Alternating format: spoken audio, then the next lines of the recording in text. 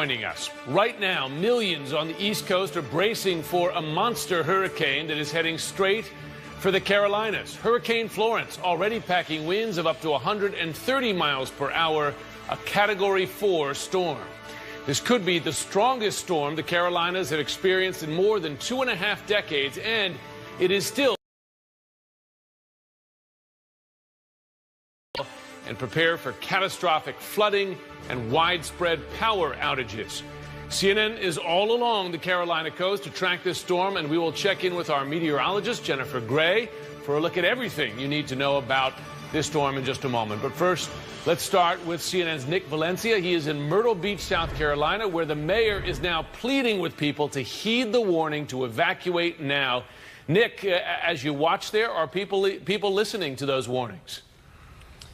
You know, Jim, we've talked to a lot of residents who, frankly, are not listening to the warnings. They think that they're going to be safe enough to ride it out. We are outside here in front of one of the local Costco's in Myrtle Beach as we watch people prepare for this storm, which is expected to be just a monster one hitting the coastal Carolinas. I'm with two folks here who are planning. They're getting ready for this storm. You guys are not planning on sticking it out here, Dustin and Keith Whitley. You guys have been planning for a little while now, and you actually are down here taking care of one of your beach houses. What are you guys doing? We're securing the beach house, tying everything down. Make sure the refrigerator's cleaned out, everything's nothing can blow around and things like that. But you're originally from Rockingham, and you guys came from there, and you guys said you ran out of bread and water there? Well, tell me about it. They ain't have any bread and water. They sold all the generators and everything. Did like donuts. Wow. Yeah. So out here, you guys are trying to get plywood, getting more stuff, or what are you guys in there getting? What kind of supplies are you focusing on? Come on in here a little closer here, Dustin. We had to have like tie down straps and things like that. Just securing everything. We put plywood up on the windows of a beach house, screws. You know, anything to take care of. Anything that could blow away, right? Anything could blow away. Yeah. So I was talking to the mayor earlier, and she seems to think that this is going to be a really serious storm. Yeah. My granddaddy's house is on 24th Avenue, and it's probably going to be ocean front by the end of. By the time the water comes in, there's no telling I don't know what's going to happen, but it's going to be bad. They're comparing this to Hurricane Hugo, which you lived through and you were a child for. Do you remember Hugo at all? A little bit, Keith? Tell us about it. Yes, I do. It was Category 5. It came in and then had a lot of devastation. It went all the way through Charlotte and tore a lot of things up. Yeah, and they think it could be as bad this time around. Well, we don't want to keep you. We know you guys are busy. We really appreciate you taking the time. I appreciate your time. Yeah, and we're covering this from start to finish. People, if anybody's listening to me, please don't take advantage of this situation. Prepare yourself. Do whatever you got to do to get ready. To make it right. All right. And take care of your loved ones and your animals. All right. Thank you so much, Keith. Get back in there, get your stuff. You know, I don't think you could have said it any better here. A resident here warning others. We spoke to, Jim, a few residents just a couple of hours ago who think that they're prepared, they're going to ride this out. I did just speak to the representative of this district, Tom Rice, and he's concerned about that. He says that he wants people, he's also pleading with people to leave from this area. Don't make those first responders have to work harder than they already are going to have to. This is going to be a serious thing. Jim. Nick Valencia, that's absolutely right. There is no heroism in sticking this out, and it does put an enormous burden on first responders. Thanks for out of harm's way as the hurricane churns towards the Carolinas. 1.5 million people are under mandatory evacuation orders, and that has led to long lines for gas, food, supplies. CNN correspondent Kaylee Hartung is at a gas station along the evacuation route in Wilmington, North Carolina. Kaylee, what are you hearing from people there as they go? I mean, any hesitation to listen to these warnings?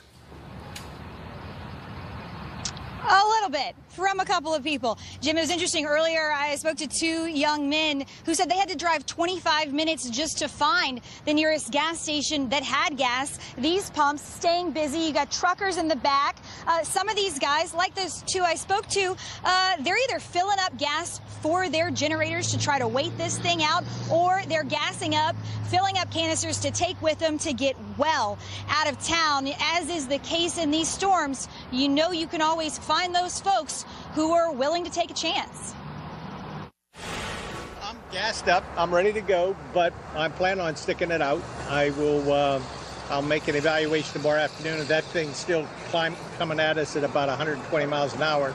I may change my mind. But right now, I'm planning on riding it out.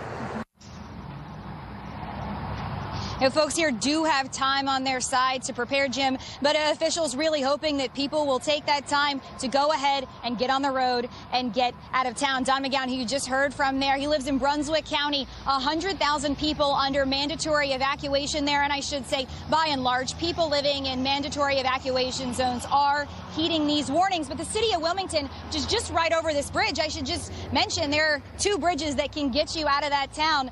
They are under voluntary evacuation. It's places like that where people are saying they're going to take their time and wait and see how bad it will truly get here. But we know one thing's for certain, and every official has said it, the storm is headed this way one way or another. Kaylee Hartung, that's a big risk to take. Thanks very much. Tropical storm force winds could start hitting the Carolinas by tomorrow night, with Florence expected to make landfall on Thursday evening. Meteorologist Jennifer Gray is tracking the storm's movements. As you watch it there, I know there were some reports that the eye is getting bigger, which might be a sign of strengthening. What are you seeing? It is a sign of strengthening. It's also a sign that this just went through an eye wall replacement cycle. You can see the eye sort of collapse a little bit, and then it comes back. These storms are so big, they carry so much energy within them that they can't maintain that power. Take a deep breath again. So this one is reorganizing as these big storms do. This is still a Category 4 major hurricane, winds of 130 miles per hour, gusts of 160, moving to the west-northwest at 16 miles per hour. Here's a closer look, and you can see it's very symmetrical. The hurricane force winds extend about 40 miles from the center. This is a monster, Jim, and I wish people would not wait and see before they leave, because the confidence is getting stronger and stronger with this storm. We do know that it is going to be making landfall by late Thursday or early Friday morning. It's going to slow down once it gets to the coast, and the cone is getting narrower and narrower. That means that the confidence is extremely high with the storm. Of course, this is where the center could be, anywhere within this cone. So the effects of this are going to be far-reaching, the impacts as well. And look, it just basically stalls over the Carolinas. It is going to dump a lot of rain. That is going to be a huge concern. Not only that, but with a storm this powerful, you're going to have all that storm surge pushing inland. You're also going to have all the water coming in coast, but inland as well. And as this storm stalls out, we could see 10 to 20 inches of rain all the way inland. This pink color well west of Charlotte could see 10 to 20 inches of rain. Charlotte could see 6 to 10, and this could change a little bit. So just because you see 6 to 10 doesn't mean that that's what you'll see. You could see even more by the time we get to it. Here's the storm surge height, 6 to 12-foot storm surge, anywhere from, say, Morehead City all the way down to coastal areas around Wilmington, 5 to 8 in northern sections in that orange, 2 to 4 as far south as Charleston. So, Jim, this is a monster. It's not something people should sit out. It's not something you want to ride out. This is going to be extremely serious. Absolutely. Please listen to those warnings. Jennifer Gray knows a thing or two about storms. Thanks very much. We're going to have much more on this going forward. Meantime, Donald Trump Jr. asked about whether he is scared of prison as the Russia investigation intensifies. This, as he says, the number of people who his father trusts is shrinking. Plus, the president's approval rating has remained steady despite the controversies, but now new signs that's cracking. And 17 years after 9/11, as President Trump honors the fallen from Flight 93, there is new CNN reporting on what Homeland Security sees as the most urgent terror threat to America today. Your father has denied reports that he's worried that you might be in legal jeopardy because of the Mueller investigation. But are you scared that you could go to jail? I'm not, because I know what I did, and I'm not worried about any of that. You know, that doesn't mean they won't try to create something. I mean, we've seen that happen with everything. But, you know, again, I'm not. But some say that Mueller has been successful. He has an indictment of Manafort. He has a plea deal from Cohen. He has Papadopoulos sentenced.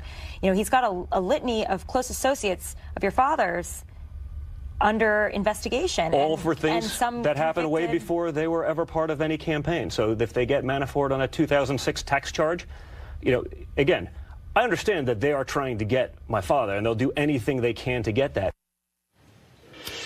Here now with me is Karun Demirjian, CNN political analyst, congressional reporter for The Washington Post, and Laura Coates, CNN legal analyst. Of course, we should note that Donald Trump Jr. trying to wrap everything into the Manafort conviction, crimes that happened before, but Papadopoulos meeting happened during the campaign. Michael Flynn's lie during the campaign, of course, 25 indicted Russians. But what's your reaction, Laura, as you watch Donald Trump Jr. here there? Does he look worried about running into legal trouble himself? Well, it's important you did the fact checking to show that he's being very dismissive of this. When you have dismissiveness in the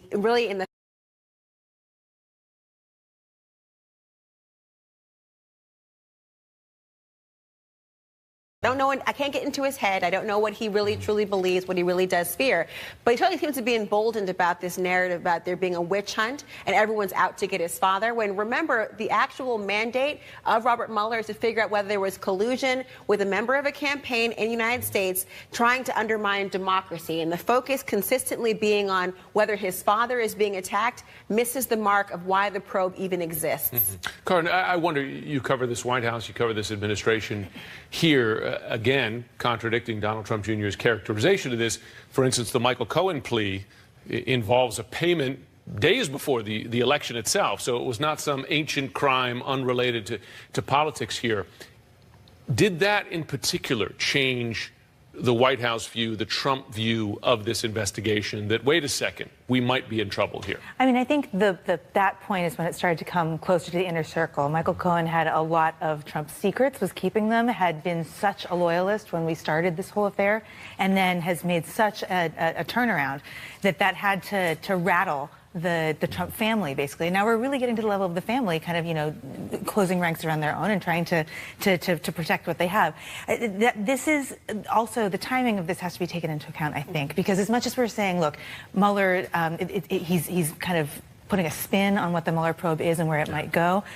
Before Mueller is done, we are likely to see the midterm elections happen, and so that they have to take that into account too, because the political message does matter on this front. The substance of it matters. What may happen to the president's closest associates and the president himself matters, but the way the country feels about it matters too. And when you're trying to protect the House majority, because if it flips, you'll have Democrats trying for impeachment. It really kind of matters to be able to spin this and dismiss it as much as possible, especially because the message will carry probably before Mueller's probe will close up. And it's interesting because if you look at Donald Trump's declining approval numbers, you know, where you have a number of polls, including CNN's out yesterday, where he's now down in the 30s. If you look at marks on the timeline as to when that happened, that Michael Cohen plea seems key, among others as well. We have some news into CNN, and this is a reaction from Rob Porter. You'll remember the Trump White House former staff secretary who left under a cloud when he was accused of spousal abuse. But he's responding to Bob Woodward's book and anecdotes in that book that describe Porter as being one of the White House officials, administration officials, who removed documents from Donald Trump's desk to avoid the president from making what they viewed as bad decisions. I'm going to read some of that statement now. He says, having now read Bob Woodward's Fear, I am struck by the selective and often misleading portrait it paints of the president and his administration. As staff secretary, I was responsible for managing the flow of documents to and from the Oval Office and ensuring that anything the president was asked to sign had been properly vetted. The suggestion that materials were stolen from the president's desk to prevent his signature misunderstands how the White House document review process works and has worked for at least the last 8 administrations. What's interesting about that, right from the get-go, he calls, and he's one of several officials now who have called Woodward's book inaccurate or denied statements, etc.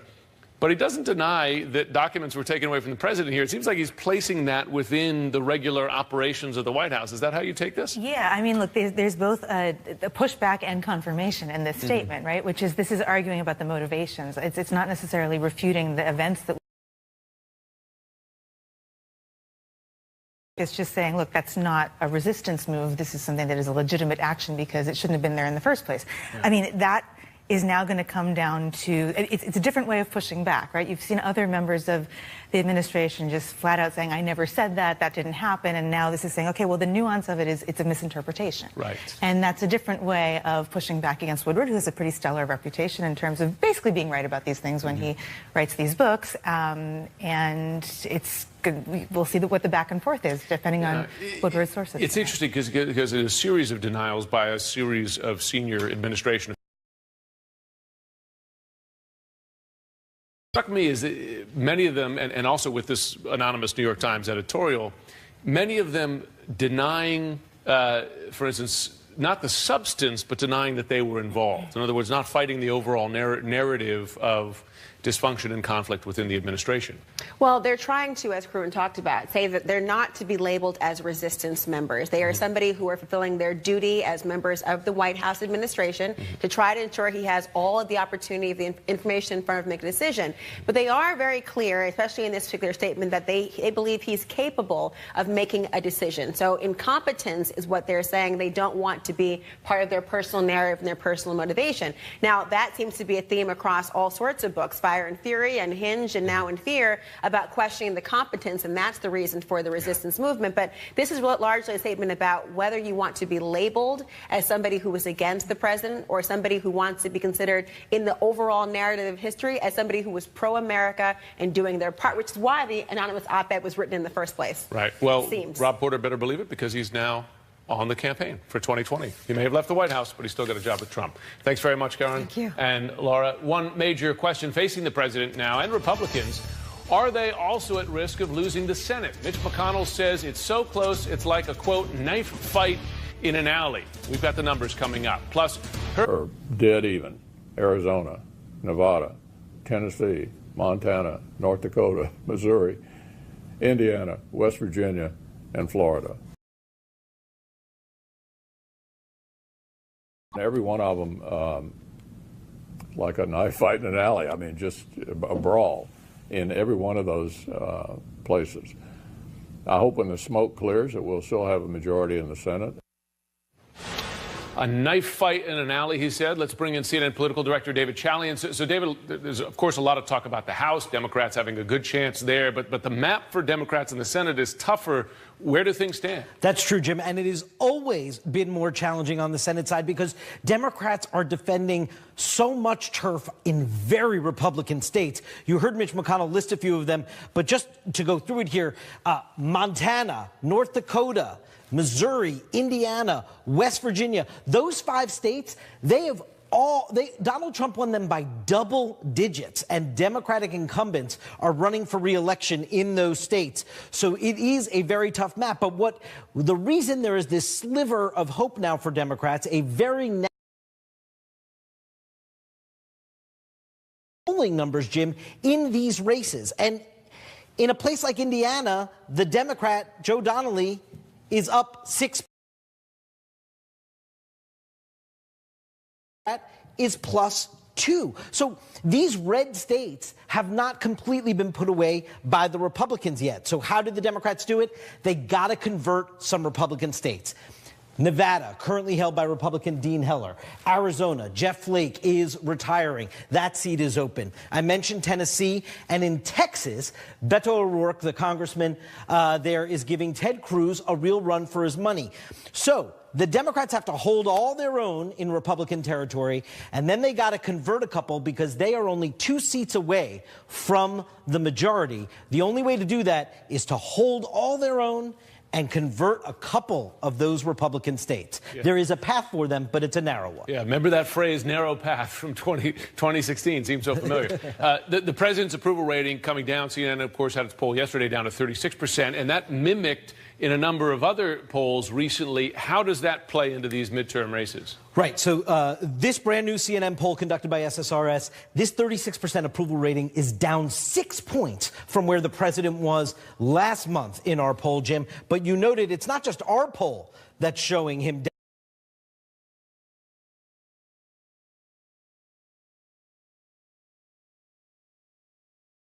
Where he is down from where he was in that organization's previous poll. That suggests that this indeed is Donald Trump taking on a bit of water with just 8 months to go in the midterm, 8 weeks to go in the midterm election season. David Chalian, thanks very much. Here with me now is Congressman Ryan Costello. He's a Republican from Pennsylvania. Thank you much, Congressman, for taking the time. Good to be with you. As you look at those numbers there for the president, concerning to you for Republicans' chances in the midterms? I think so. And I think, as David pointed out, in a lot of these double have the wind at your back. I would add for Republicans, though, Florida and New Jersey are two prime pickup opportunities.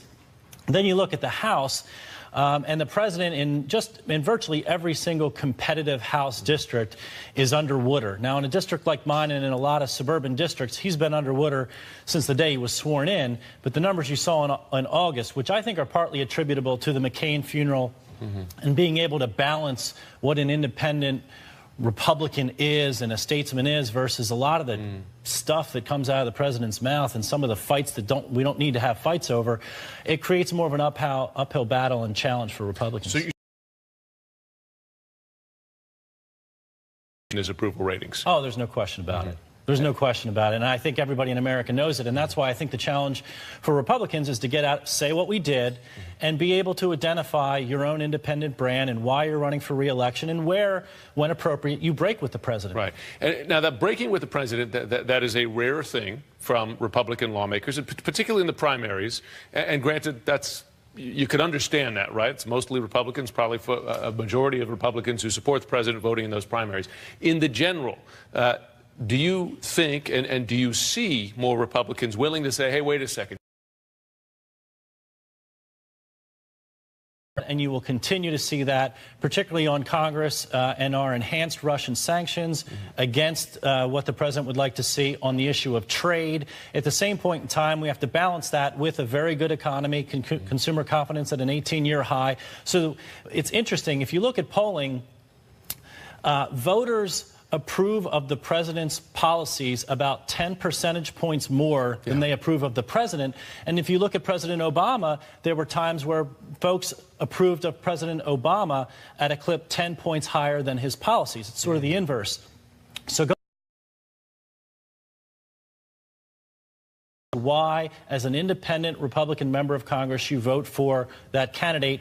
Because Democrats are energized. If you look at the generic ballot and you look at the intensity gap, it's, to be a Democrat, you really just have to be against the president, because that's all your voters are really looking for. It came out in the CNN poll yesterday, for instance, 36% overall approval for the president, but a 49% approval for his handling of the economy. Just that disparity that you talk about. I mean, there's been a lot of talk, and you're a Republican lawmaker yourself, and I know you're leaving the House, about how the Republican Party is now Trump's party. Do you believe that this election has the potential to turn that on its head? That if Trump has weakened Republicans in these races, do members of the party like yourself, who've said this before, say, listen, we got to claw this party back to our vision of the GOP? I believe so. Number one, because you always need to make sure that your political party is bigger than any one individual. Number two, some of his policies are not traditionally Republican policies. And then third, just the tone and tenor are not presidential. And I think there are a lot of Americans that look to the president beyond their policies and say, I'd like my president to be a role model. And when you're not getting that kind of that feel out of the presidency, as in members of Congress and as figures in the political party, you need to make sure that you're speaking out against that. And I believe that is also attributable to some of the dip. Ryan Costello, thanks very much for taking the time. Thank you. Okay. Coming up next, we are tracking a massive hurricane heading straight for the Carolina coast. 1.5 million people being ordered to get out now. One of those places. In Bob Woodward's book, Being Challenged Here, this is what you do when you want to put out a carefully worded statement, not contesting the fact that, could come back to bite you later and hurt your credibility later if they are proven. But this is also something that these two men who have worked with the president, who have been close to him, know that he's fuming about this book. He's furious about it. And they want to put out something that conveys another side of the story. But when they put out these statements, what does it do? It leads to more conversations about the premise of the book, which is the White House in crisis and in chaos. But the president wants people to say, not true. There we go. Thanks for joining us today at Inside Politics. Hope to see you back here this time tomorrow. Again, keep your eye on the Weather Center as Hurricane Florence approaches. Jim Sciutto's in for Wolf. He starts right now. Have a great day.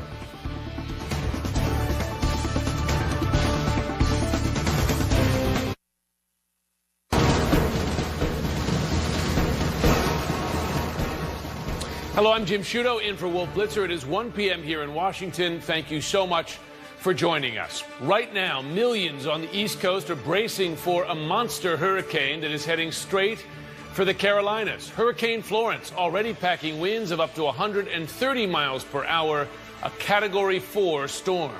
This could be the strongest storm the Carolinas have experienced in more than 2.5 decades, and it is still. And prepare for catastrophic flooding and widespread power outages. CNN is all along the Carolina coast to track this storm, and we will check in with our meteorologist, Jennifer Gray, for a look at everything you need to know about this storm in just a moment. But first, let's start with CNN's Nick Valencia. He is in Myrtle Beach, South Carolina, where the mayor is now pleading with people to heed the warning to evacuate now. Nick, as you watch there, are people listening to those warnings? You know, Jim, we've talked to a lot of residents who, frankly, are not listening to the warnings. They think that they're going to be safe enough to ride it out. We are outside here in front of one of the local Costco's in Myrtle Beach as we watch people prepare for this storm, which is expected to be just a monster one hitting the coastal Carolinas. I'm with two folks here who are planning. They're getting ready for this storm. You guys are not planning on sticking it out here, Dustin and Keith Whitley. You guys have been planning for a little while now, and you actually are down here taking care of one of your beach houses. What are you guys doing? We're securing the beach house, tying everything down. Make sure the refrigerator's cleaned out, everything's nothing can blow around and things like that. But you're originally from Rockingham, and you guys came from there, and you guys said you ran out of bread and water there? Tell me about it. They ain't have any bread and water. They sold all the generators and everything. Did like donuts. Wow. Yeah. So out here, you guys are trying to get plywood, getting more stuff, or what are you guys in there getting? What kind of supplies are you focusing on? Come on in here a little closer here, Dustin. We had to have like tie-down straps and things like that. Just securing everything. We put plywood up on the windows of a beach house, screws. You know, anything to take care of. Anything that could blow away, right? Anything could blow away. Yeah. So I was talking to the mayor earlier, and she seems to think that this is going to be a really serious storm. Yeah, my granddaddy's house is on 24th Avenue, and it's probably going to be ocean front by the end of by the time the water comes in. There's no telling I don't know what's going to happen, but it's going to be bad. They're comparing this to Hurricane Hugo, which you lived through and you were a child for. Do you remember Hugo at all? A little bit, Keith? Tell us about it. Yes, I do. It was Category 5. It came in and then had a lot of devastation. It went all the way through Charlotte and tore a lot of things up. Yeah, and they think it could be as bad this time around. Well, we don't want to keep you. We know you guys are busy. We really appreciate you taking the time. I appreciate your time. Yeah, and we're covering this from start to finish. People, if anybody's listening to me, please don't take advantage of this situation. Prepare yourself. Do whatever you got to do to get ready. To make it right. All right. And take care of your loved ones and your animals. All right. Thank you so much, Keith. Get back in there, get your stuff. I don't think you could have said it any better here. A resident here warning others. We spoke to, Jim, a few residents just a couple of hours ago who think that they're prepared. They're going to ride this out. I did just speak to the representative of this district, Tom Rice, and he's concerned about that. He says that he wants people, he's also pleading with people to leave from this area. Don't make those first responders have to work harder than they already are going to have to. This is going to be a serious thing. Jim. Nick Valencia, that's absolutely right. There is no heroism in sticking this out, and it does put an enormous burden on first responders. Thanks for out of harm's way as the hurricane churns towards the Carolinas. 1.5 million people are under mandatory evacuation orders, and that has led to long lines for gas, food, supplies. CNN correspondent Kaylee Hartung is at a gas station along the evacuation route in Wilmington, North Carolina. Kaylee, what are you hearing from people there as they go? I mean, any hesitation to listen to these warnings? A little bit from a couple of people. Jim, it was interesting. Earlier, I spoke to two young men who said they had to drive 25 minutes just to find the nearest gas station that had gas. These pumps staying busy. You got truckers in the back. Some of these guys, like those two I spoke to, they're either filling up gas for their generators to try to wait this thing out, or they're gassing up, filling up canisters to take with them to get well out of town. As is the case in these storms, you know you can always find those folks who are willing to take a chance. I'm gassed up. I'm ready to go, but I'm planning on sticking it out. I'll make an evaluation tomorrow afternoon. If that thing's still coming at us at about 120 miles an hour, I may change my mind. But right now, I'm planning on riding it out. Folks here do have time on their side to prepare, Jim, but officials really hoping that people will take that time to go ahead and get on the road and get out of town. Don McGowan, who you just heard from there, he lives in Brunswick County, 100,000 people under mandatory evacuation there. And I should say, by and large, people living in mandatory evacuation zones are heeding these warnings. But the city of Wilmington, which is just right over this bridge, I should just mention there are 2 bridges that can get you out of that town. They are under voluntary evacuation. It's places like that where people are saying they're going to take their time and wait and see how bad it will truly get here. But we know one thing's for certain, and every official has said it, the storm is headed this way one way or another.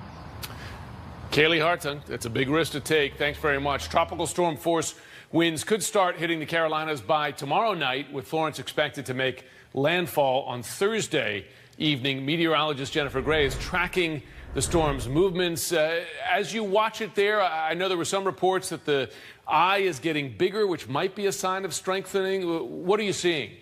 It is a sign of strengthening. It's also a sign that this just went through an eye wall replacement cycle. You can see the eye sort of collapsed a little bit, and then it comes back. These storms are so big, they carry so much energy within them that they can't maintain that power. Take a deep breath again. So this one is reorganizing as these big storms do. This is still a Category 4 major hurricane, winds of 130 miles per hour, gusts of 160, moving to the west-northwest at 16 miles per hour. Here's a closer look, and you can see it's very symmetrical. The hurricane force winds extend about 40 miles from the center. This is a monster, Jim, and I wish people would not wait and see before they leave, because the confidence is getting stronger and stronger with this storm. We do know that it is going to be making landfall by late Thursday or early Friday morning. It's going to slow down once it gets to the coast, and the cone is getting narrower and narrower. That means that the confidence is extremely high with this storm. Of course, this is where the center could be, anywhere within this cone. So the effects of this are going to be far-reaching, the impacts as well. And look, it just basically stalls over the Carolinas. It is going to dump a lot of rain. That is going to be a huge concern. Not only that, but with a storm this powerful, you're going to have all that storm surge pushing inland. You're also going to have all the water coming in coast, but inland as well. And as this storm stalls out, we could see 10 to 20 inches of rain all the way inland. This pink color well west of Charlotte could see 10 to 20 inches of rain. Charlotte could see 6 to 10, and this could change a little bit. So just because you see 6 to 10 doesn't mean that that's what you'll see. You could see even more by the time we get to it. Here's the storm surge heights, 6 to 12-foot storm surge, anywhere from, say, Morehead City all the way down to coastal areas around Wilmington, 5 to 8 in northern sections in that orange, 2 to 4 as far south as Charleston. So, Jim, this is a monster. It's not something people should sit out. It's not something you want to ride out. This is going to be extremely serious. Absolutely. Please listen to those warnings. Jennifer Gray knows a thing or two about storms. Thanks very much. We're going to have much more on this going forward. Meantime, Donald Trump Jr. asked about whether he is scared of prison as the Russia investigation intensifies. This, as he says, the number of people who his father trusts is shrinking. Plus, the president's approval rating has remained steady despite the controversies, but now new signs that's cracking. And 17 years after 9/11, as President Trump honors the fallen from Flight 93, there is new CNN reporting on what Homeland Security sees as the most urgent terror threat to America today. Your father has denied reports that he's worried that you might be in legal jeopardy because of the Mueller investigation. But are you scared that you could go to jail? I'm not, because I know what I did, and I'm not worried about any of that. You know, that doesn't mean they won't try to create something. I mean, we've seen that happen with everything. But, you know, again, I'm not. But some say that Mueller has been successful. He has an indictment of Manafort. He has a plea deal from Cohen. He has Papadopoulos sentenced. You know, he's got a litany of close associates of your father's under investigation. All for things that happened way before they were ever part of any campaign. So if they get Manafort on a 2006 tax charge, you know, again, I understand that they are trying to get my father, and they'll do anything they can to get that. Here now with me is Karun Demirjian, CNN political analyst, congressional reporter for The Washington Post, and Laura Coates, CNN legal analyst. Of course, we should note that Donald Trump Jr. trying to wrap everything into the Manafort conviction, crimes that happened before, but Papadopoulos meeting happened during the campaign, Michael Flynn's lie during the campaign, of course, 25 indicted Russians. But what's your reaction, Laura, as you watch Donald Trump Jr. here there? Does he look worried about running into legal trouble himself? Well, it's important you did the fact checking to show that he's being very dismissive of this. When you have dismissiveness in the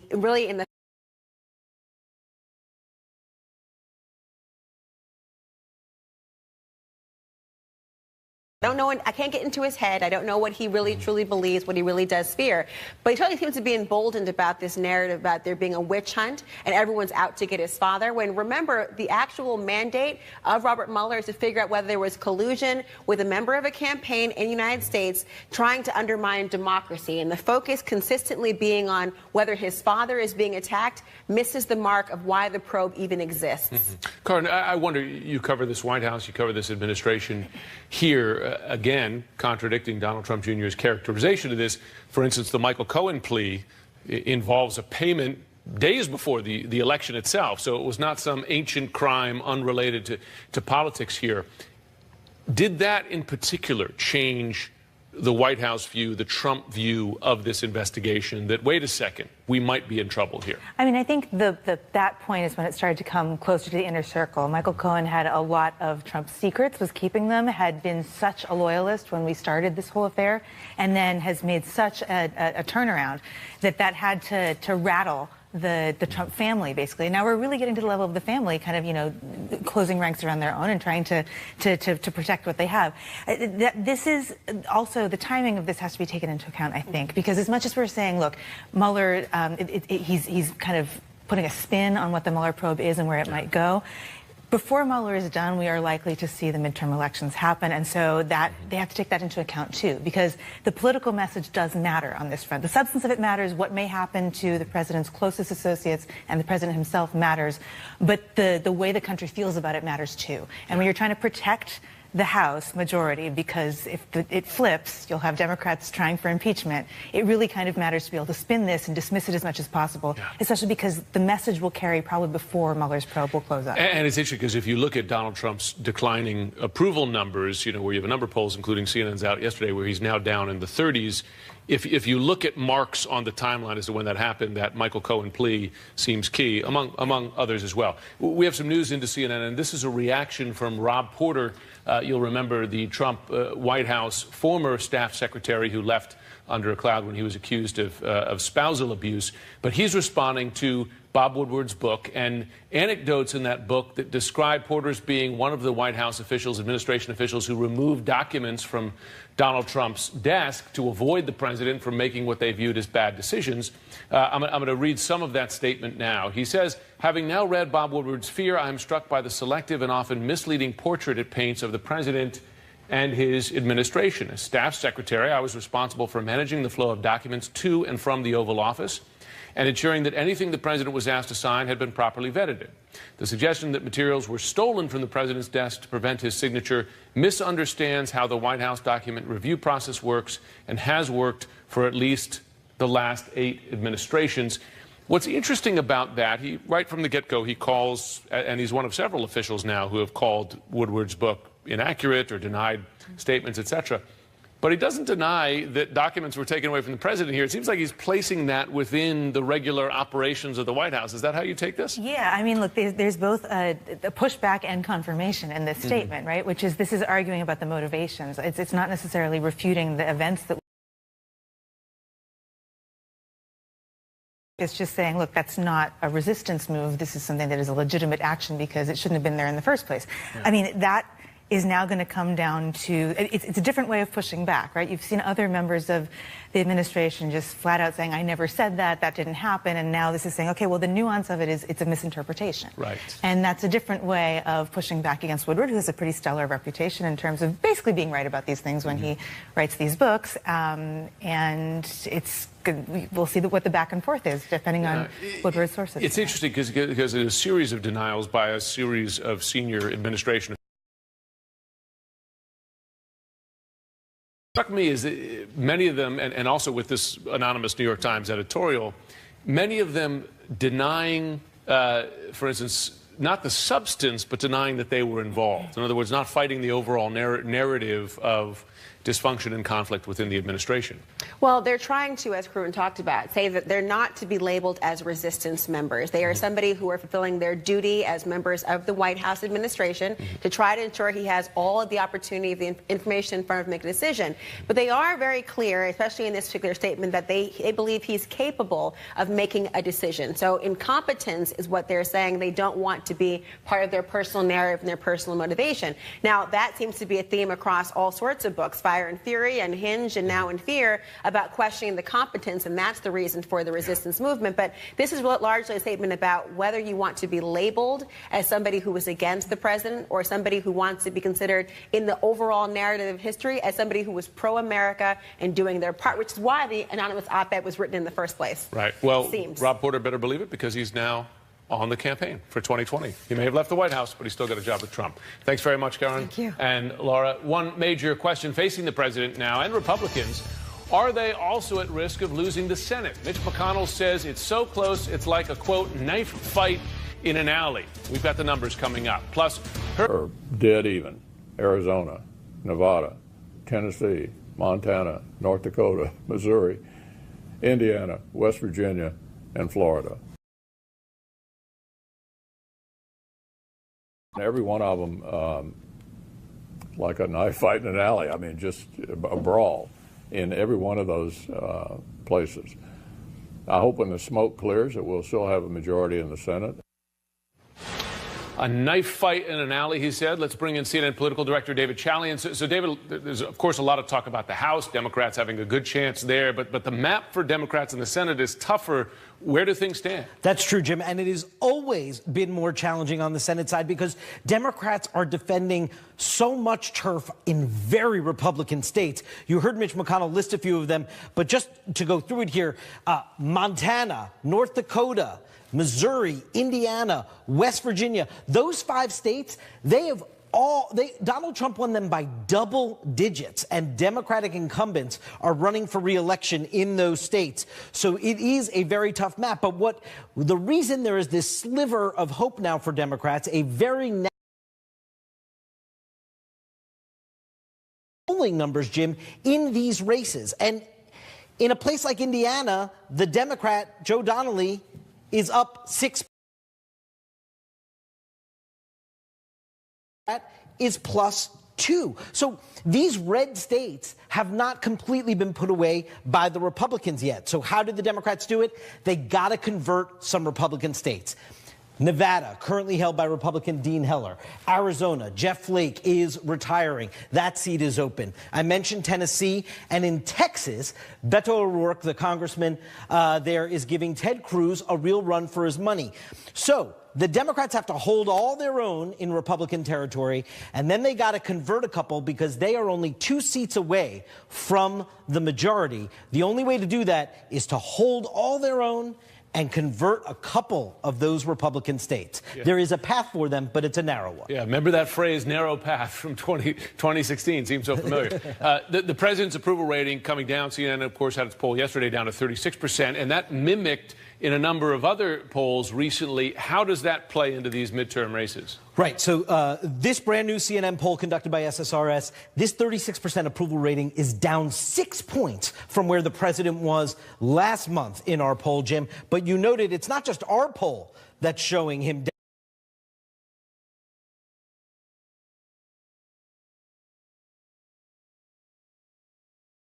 Where he is down from where he was in that organization's previous poll. That suggests that this indeed is Donald Trump taking on a bit of water with just 8 months to go in the midterm, 8 weeks to go in the midterm election season. David Chalian, thanks very much. Here with me now is Congressman Ryan Costello. He's a Republican from Pennsylvania. Thank you much, Congressman, for taking the time. Good to be with you. As you look at those numbers there for the president, concerning to you for Republicans' chances in the midterms? I think so. And I think, as David pointed out, in a lot of these have the wind at your back. I would add for Republicans, though, Florida and New Jersey are two prime pickup opportunities. Then you look at the House.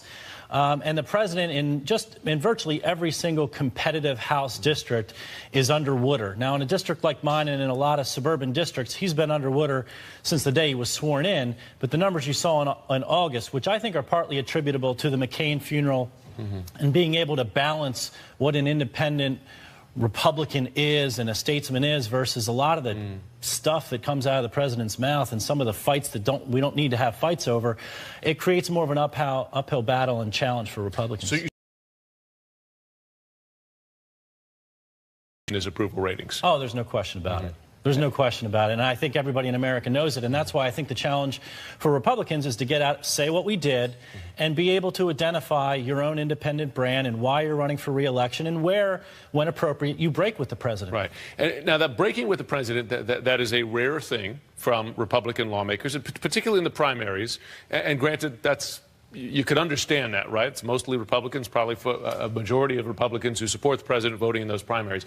In the general, do you think and do you see more Republicans willing to say, hey, wait a second?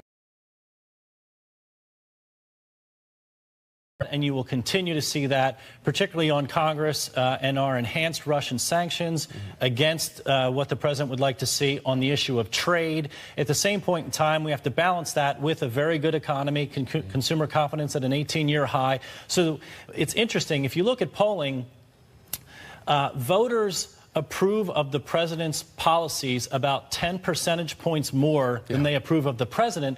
And if you look at President Obama, there were times where folks approved of President Obama at a clip 10 points higher than his policies. It's sort of the inverse. So why, as an independent Republican member of Congress, you vote for that candidate? Because Democrats are energized. If you look at the generic ballot and you look at the intensity gap, it's, to be a Democrat, you really just have to be against the president, because that's all your voters are really looking for. It came out in the CNN poll yesterday, for instance, 36% overall approval for the president, but a 49% approval for his handling of the economy. Just that disparity that you talk about. I mean, there's been a lot of talk, and you're a Republican lawmaker yourself, and I know you're leaving the House, about how the Republican Party is now Trump's party. Do you believe that this election has the potential to turn that on its head? That if Trump has weakened Republicans in these races, do members of the party like yourself, who said this before, say, listen, we got to claw this party back to our vision of the GOP? I believe so. Number one, because you always need to make sure that your political party is bigger than any one individual. Number two, some of his policies are not traditionally Republican policies. And then third, just the tone and tenor are not presidential. And I think there are a lot